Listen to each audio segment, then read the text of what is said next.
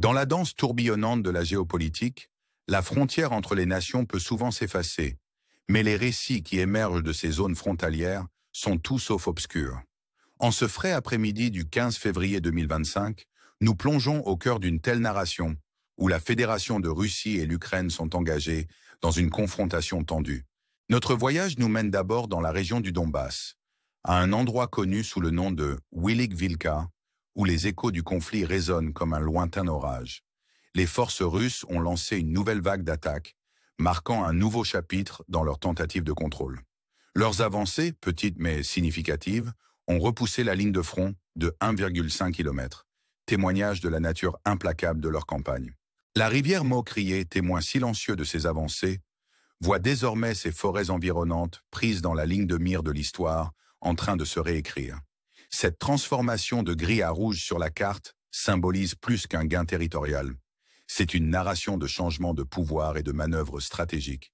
Alors que nous naviguons dans ce paysage d'allégeances changeantes et de territoires contestés, nous nous retrouvons à Andriivka, un village le long de la rivière Vocher. Ici, l'armée russe, après des semaines d'engagement intensif, connaît désormais des succès notables. De plus grandes forces ont sécurisé les zones centrales et orientales, transformant les ruines des maisons en avant-postes défensifs. La lisière de la forêt, une barrière naturelle s'étendant sur 2,5 km, est devenue une frontière contestée, les forces russes procédant à des ajustements stratégiques pour solidifier leur contrôle.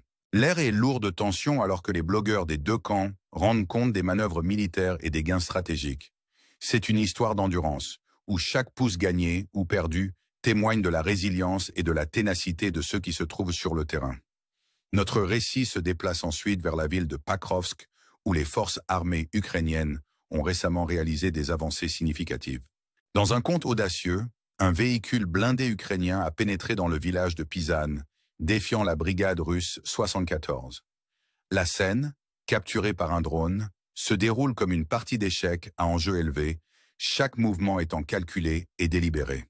Bien que les sources russes prétendent qu'il ne s'agissait que d'une mission de reconnaissance, les preuves des efforts soutenus des Ukrainiens suggèrent un engagement plus profond. Le régiment ukrainien 425 a réalisé des gains substantiels, repoussant la ligne de front de 1,5 km. Une déclaration audacieuse d'intention et de résilience.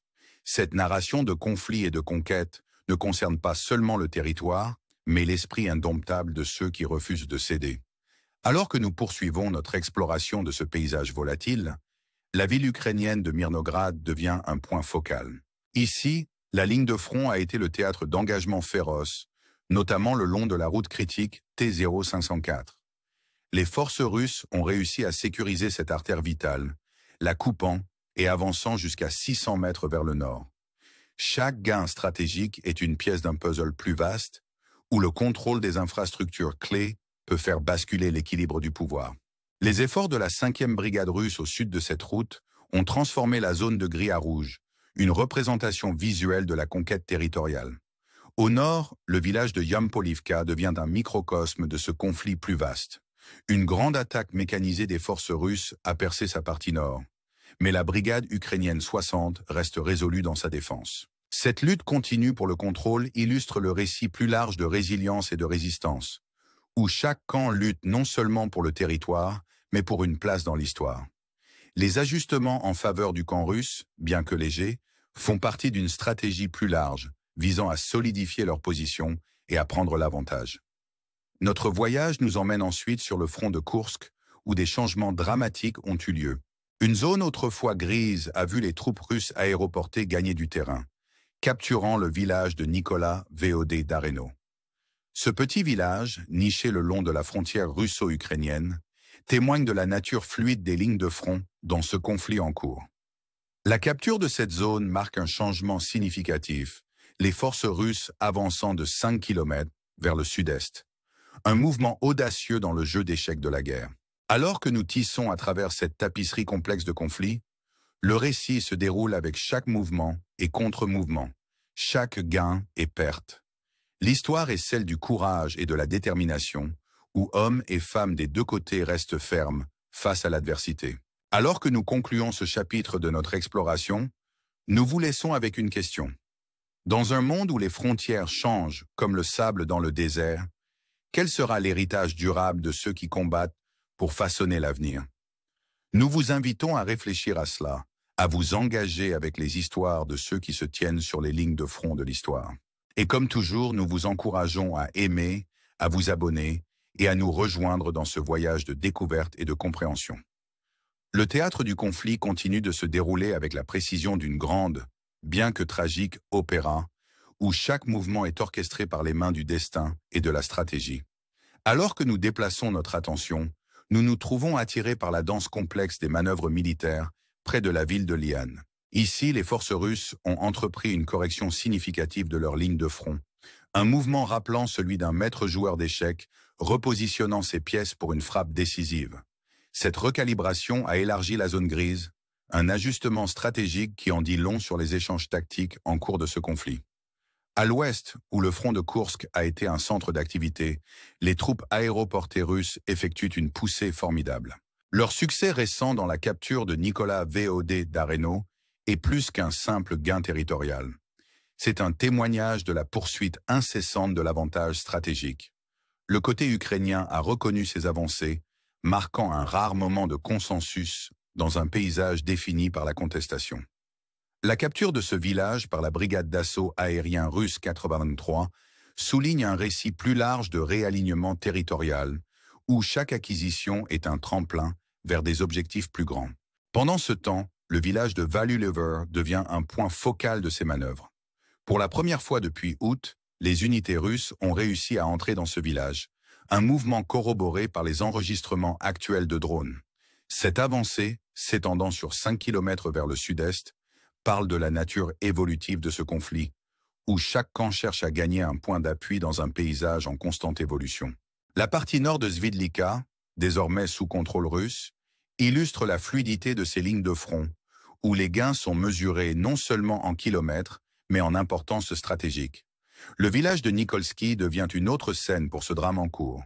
Ici, l'infanterie russe a fait des percées significatives, avançant de 2,25 km dans une direction est. Cette poussée, marquée par l'occupation de parcelles forestières et de positions stratégiques, illustre le récit plus large d'expansion et de contrôle.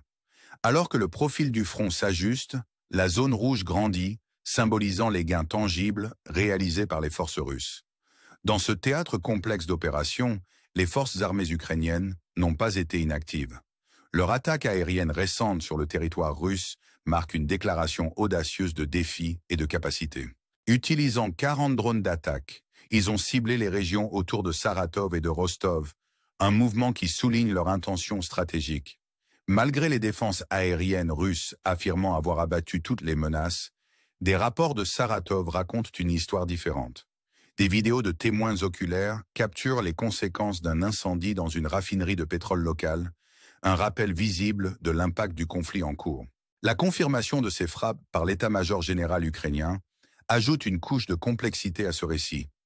Leur reconnaissance de l'ampleur des dégâts, bien que limitée, met en évidence la nature continue de ce conflit où chaque action entraîne une réaction.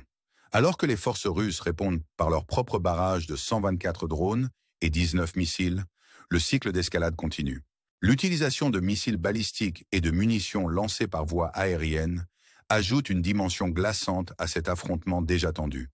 Pourtant, au milieu du chaos, la défense aérienne ukrainienne démontre résilience et capacité. Avec 57 drones apparemment abattus, leurs efforts reflètent une détermination à protéger et à préserver. Cependant, les défis persistent, car les pannes de courant et les attaques sur les infrastructures critiques continuent de perturber la vie quotidienne.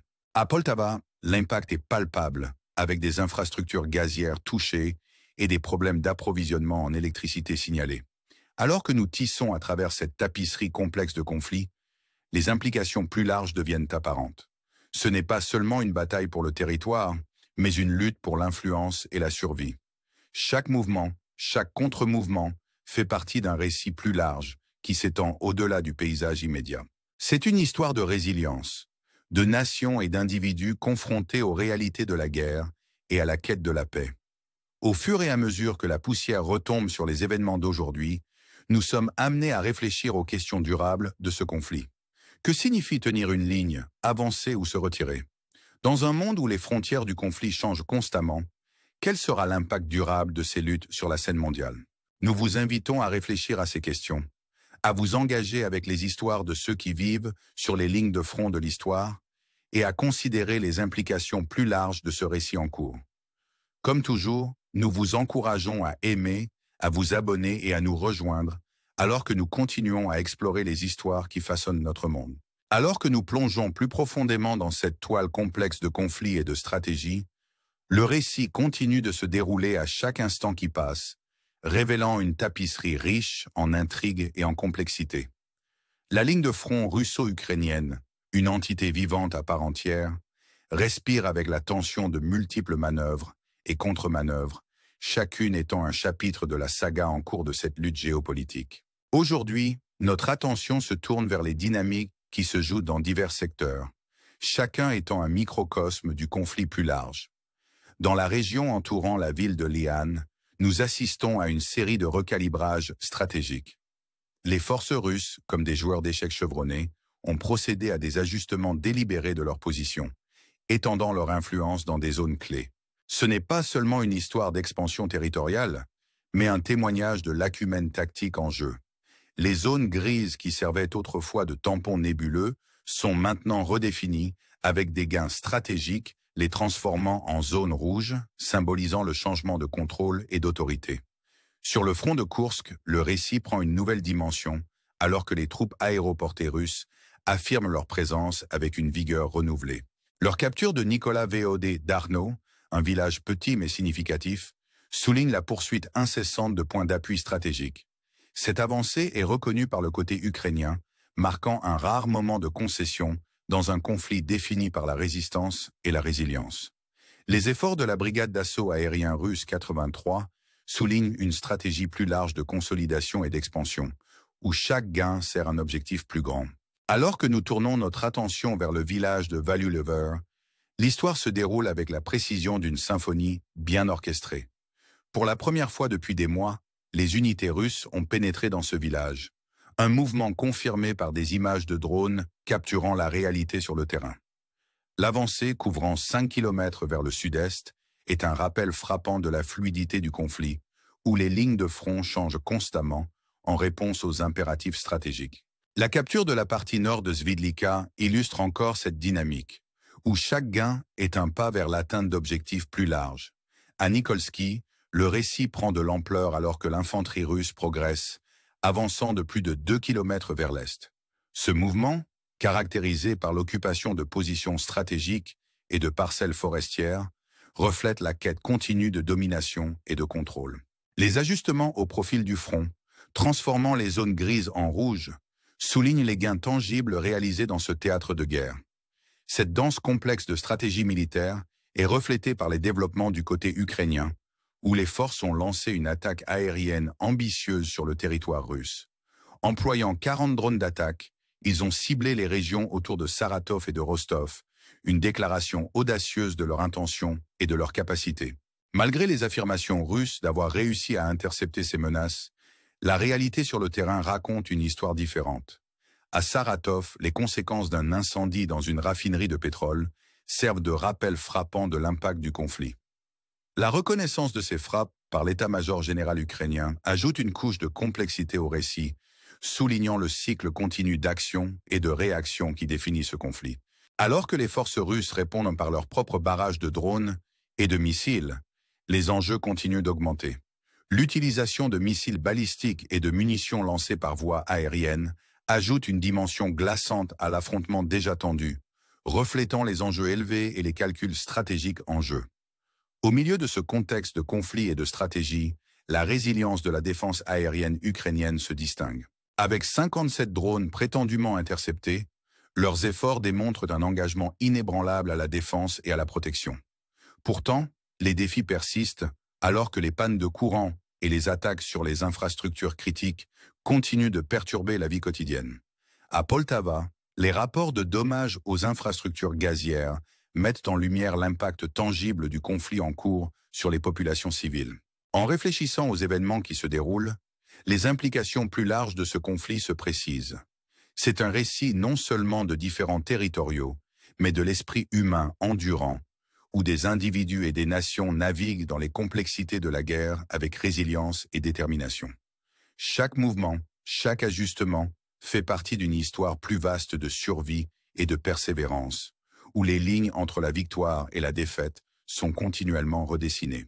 En conclusion, nous vous invitons à considérer les questions plus larges qui émergent de ce récit.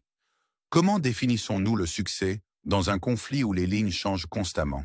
Quel rôle joua la résilience et l'adaptabilité dans la détermination des résultats de telles luttes? Alors que nous continuons à explorer ces histoires, nous vous encourageons à vous engager avec les récits de ceux qui se trouvent sur les lignes de front, à réfléchir aux implications plus larges de ce conflit en cours et à nous rejoindre dans la quête d'une compréhension plus profonde des forces qui façonnent notre monde. Nous vous invitons à aimer, à vous abonner et à faire partie de ce voyage, alors que nous plongeons dans les histoires qui définissent notre époque.